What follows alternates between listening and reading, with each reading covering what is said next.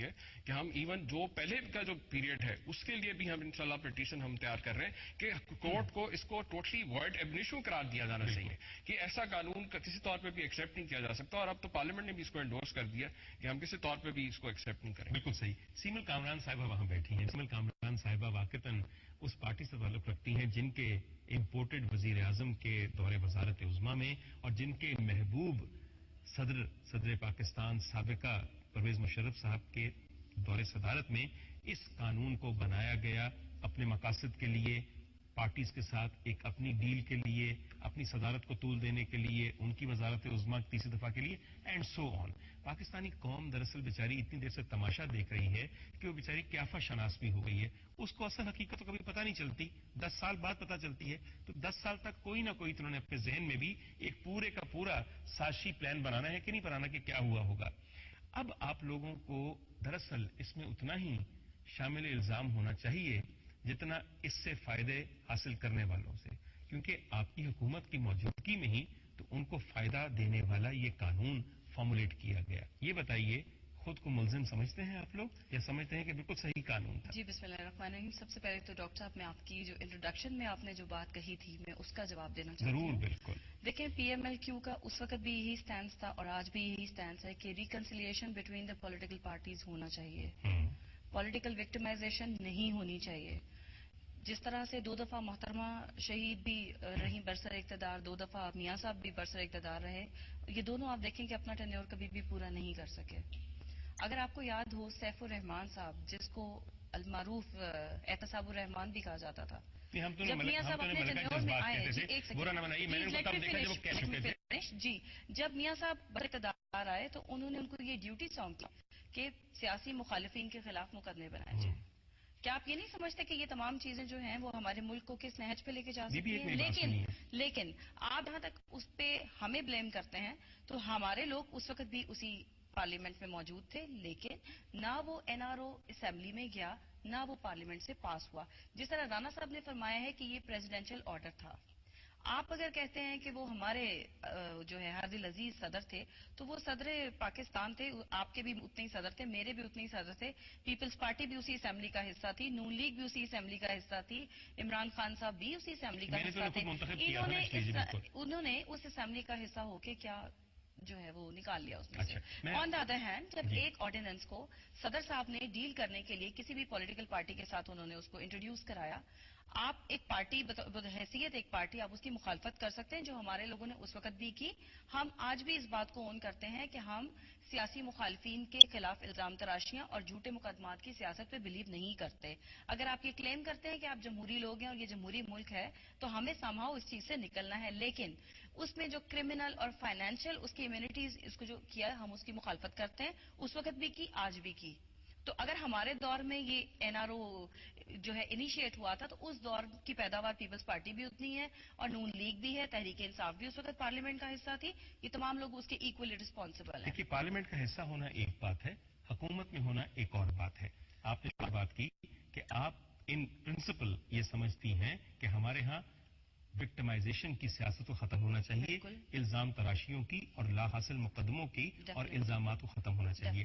Be be کیا کوئی چیز ہمیں ختم کرنے کے لیے جو طریقہ کار اپنانا ہے کیا اس کی صحت کے بارے میں کوئی اوپینین نہیں ہو سکتی؟ ڈاکٹر صاحب یو ویری رائٹ، لیکن آپ میری گزارش سن لیجیے. اگر تو ہم اس کے قصوروار ہیں، اس وقت ہم میجورٹی میں اسمبلی میں بیٹھے ہوئے تھے تو اس این آر او کو اس وقت اسمبلی سے پاس ہونا چاہیے تھا. اگر یہ این آر او اس وقت ہم نے اس وقت بھی اس کی مخالفت کی تھی. یہ پریزیڈینشیل آرڈر ہے، یہ اسمبلی سے کوئی لیجسلیشن نہیں ہوئی. آپ کے صدر جو آپ مجھے میرے صدر بتا رہی ہیں، آپ کے کہے سنے میں نہیں، وہ سب کے صدر تھے، وہ عدالت نے اس کو صدر بنایا تھا. 3 سال تو وہ 5 سال کی رسپانسبلٹی ہم لیتے ہیں نا. حکومت تو آپ کی تھی، اس حکومت کا حصہ تو سب لوگ تھے.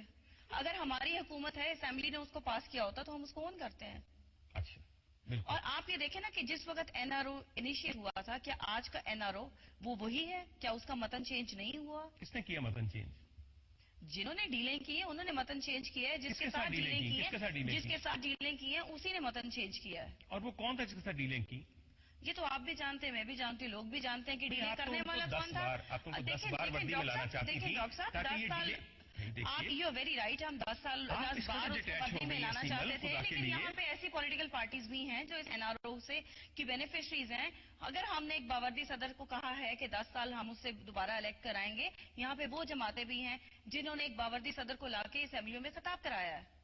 تو یہ صرف ایک بات جو ہے، ٹھیک ہے ہم اس پہ ہم کہتے ہیں کہ یہ ہماری غلطی تھی، ہم نے کب اس بات کو ڈینائی کیا کہ یہ ہماری غلطی نہیں کہہ دیا. شروع میں یہ کہہ دیتی تو اتنی لمبی بات کرنے کی کیا ضرورت پڑی ہے؟ غلطی کا اعتراف یقین کیجیے سب سے عمدہ بات ہے. یہ ہے کہ غلطی اپنے الفاظ کو اگر آپ دوسرے کے منہ میں ڈال کے یہ سوچیں گے کہ دوسرا بھی وہی زبان بولے گا تو ایسا نہیں ہوتا.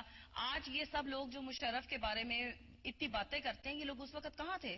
اس وقت آپ لوگ کہاں تھے جب مشرف صاحب یہ سب کچھ کر رہے تھے؟ اس وقت تو کسی نے آواز بلند نہیں کی. اس وقت یہ کولیشن پارٹنر جو آج کوئی حکومت میں بیٹھا ہے، کہیں یہ دستوں گریبان ہو رہے ہیں اوپر ایک دوسرے کے خلاف. اور ڈاکٹر صاحب ایک بات میں آپ کی اور اس میں اضافہ کرنا چاہتی ہوں، جیسے ابھی یہاں بات ہو رہی تھی نمبر گیم کی.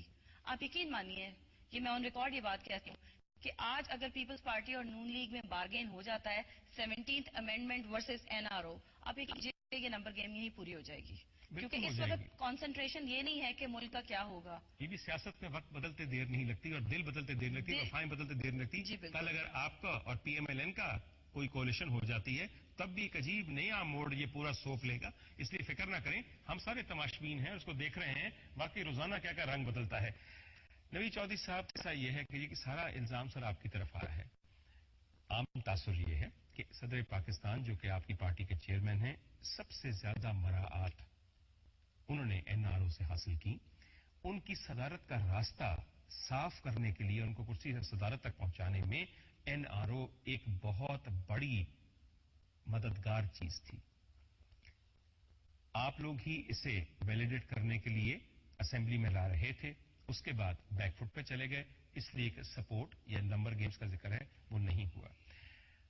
اب سر اس وقت حکومت NRO کے متعلق کیا کرنا چاہتی ہے؟ وہ سب سے پہلے بات یہ ہے کہ NRO جو ہے وہ بیسیکلی NRO معافی نامہ تھا ان کی طرف سے جنہوں نے 8.5 سال آصف علی زرداری کو قید میں رکھا.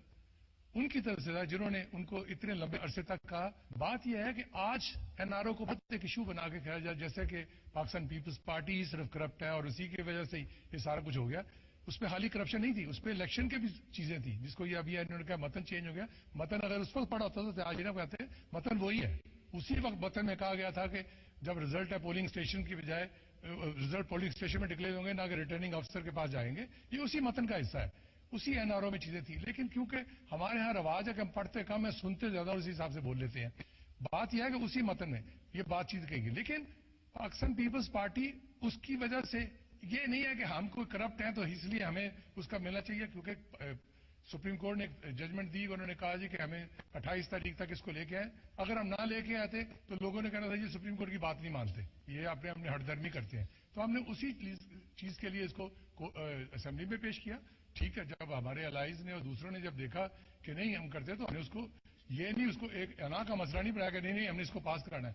یہاں پتا ہے آپ کو کہ اگر حکومت ہو تو پاس کرانے کے بہت سے طریقے ہوتے ہیں جو کہ ماضی میں یہاں استعمال کیے گئے ہیں.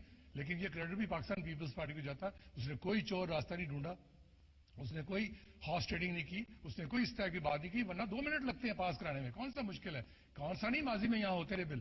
یہاں کوئی مشکل ہے؟ حکومت وقت کے پاس وسائل بھی ہوتے، سب چیز ہوتے ہیں. لیکن ہم ایسی روایت اور ایسی روش نہیں ڈالنا چاہتے ملک کے اندر. اور یہی وجہ ہے کہ پاکستان پیپلز پارٹی 18 فروری کے بعد جو ریکنسیلیشن کی پالیٹکس لے کے چلی، آج کسی کے خلاف کوئی وکٹمائزیشن نہیں ہے. کوئی انتقامی کاروائی پورے پاکستان میں اندر کوئی نہیں کہہ سکتا کہ انتقامی طور پہ ان کو اریسٹ کر دیا گیا ہے یا ان کے خلاف جھوٹے پرچے بنائے گئے ہیں. آج بھی پاکستان پیپلز پارٹی ان پرچوں کو اور ان کیسز کو نپٹنے کے لیے ہر جگہ پہ تیار ہے. یہ کہا جاتا جی کہ بڑا آسان تھا کہ ہم اس وقت عدالت سے لے آتے جیسے یوسف رضا گیلانی نے کیا تو لے آتے. تو آپ تو یوسف رضا گیلانی کے بھی پہ شک کر رہے ہیں کہ یہ حکومت میں تھے تو نیب کو وڈرا کر لیا ہوگا. تو یہ یہاں شک کی بنیاد اور بلیم بازی الزام تراشی کی پالیٹکس چلتی رہتی ہے. اس لیے NRO کوئی ہمارے لیے ایسا نہیں ہے کہ جس کی وجہ سے ہم شرمندہ ہوں کہ ہمارے لیے کوئی شرمندگی کا باعث بن رہا ہے. ایک معافی نامہ اس جرنیل کی طرف سے تھا جو جرنیل لاشوں پہ گزارنے کے بعد اور کہتا تھا کسی صورت میں بے نظیر بھٹو یہاں پاکستان میں نہیں آ سکتی، اور اس نے معافی نامہ مانگا اور اس نے کہا کہ میں، اور پھر محترمہ کی وہ چیز دیکھیں کہ انہوں نے کہا کہ آپ وردی اتاریں گے اور وہ وردی اتاری گئی. یہ نہیں ہوا کہ 17th امینڈمنٹ لا کے تو ہم بارگین گالی اس کے ساتھ کیا گیا. آپ پہ جھوٹے مقدمے جو آپ کے بقول جھوٹے ہیں اور الزام تراشیاں جو ہیں جو NRO میں اب معاف کرنے کی کوشش کی گئی مفاہمت کے نام پہ، وہ پرویز مشرف نے نہیں بنائے تھے. اس میں بھی بنے تھے. آپ کو میں تھوڑا سا بتا دوں. میں سر 4 کیسز میں ہے. میں آپ کو 4 کیسز بتا دیتا ہوں نا. اگر 4 BMW کیسز کیس اسی میں پرویز مشرف نے بنایا, گورنمنٹ میں بنا, ورنہ بیل ہو گئی تھی. اچھا سر, میں آپ کی بات مان گیا, مگر آپ پہ الزام لگانے والوں میں پاکستان مسلم لیگ نواز گروپ بھی تھی. اب